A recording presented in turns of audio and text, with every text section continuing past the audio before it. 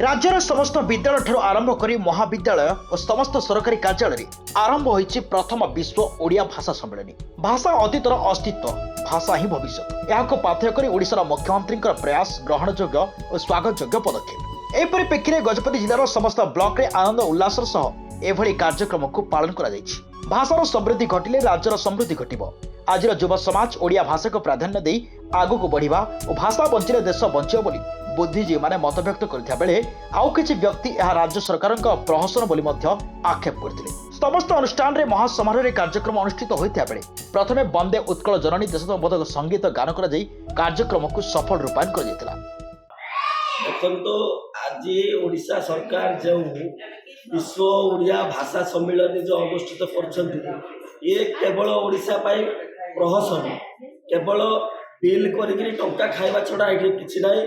आपण देखुथिबे भारत स्वाधीनता हेबार 10 वर्ष पूर्व ओडिशा स्वाधीन होइतिला, किंतु आज आपण माने जो बाजार छक गली ऑफिस जिबे सेठी आपण केवल इंग्राजी रे लेखा थिबा पाइबे किंतु ओडिया रे लेखा थिबा पाइबेनी।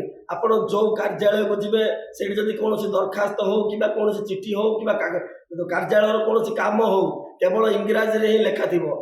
एमिति ओडिशार माने जनमानस रे एमिति मानसिकता भरी दिया गलानी जाफल कि ओडिशा रे विभिन्न इंग्राजी शिक्षा अनुष्ठान दिन को दिन बढ़ी चली। आपण माने डॉक्टर पाखु जिवे से माने मते इंग्राजी ओडिशा रे इंग्राजी रो प्रचलन एमिति हलानी जे आ ए कमिबार नाही। ये केवल प्रहसन ओडिशा सरकार ये खाली टंका खाइबा नीति चली। एठी कोनोसी भाषा को सम्मान दिया जाउ नाही। कौन से एठी ओडिशा रे आगामी दिन में भाषा को सम्मान दिया जीवार व्यवस्था मध्य करूना केवल ये टंका खाइबा पाई बोली ओडिशा भाषा सम्मेलन ना रे ए प्रकार गोटे प्रहसन चलछि। आज नवीन पट्टनायक निर्देश क्रमे आम पंचायत रे आम विश्व भाषा सम्मेलन अनुष्ठित होइथिला कि आम ओडिया भाषा केमिति बंची रहिबो आउ इंग्लिश रे लेखा बोली ओडिया रे सब लेटर सब लेखा हो लोक मैंने कि सुविधा सरल भाषा रे बुझी पारिबे। ओडिया ही आमर परिचय ओडिशावासी को ओडिया भाषा ही परिचय। ओडिया भाषा छाड़देले आम लोक मैंने ओडिया लोक मैंने बुझी पारिबाटा कष्ट साध्य हेबे।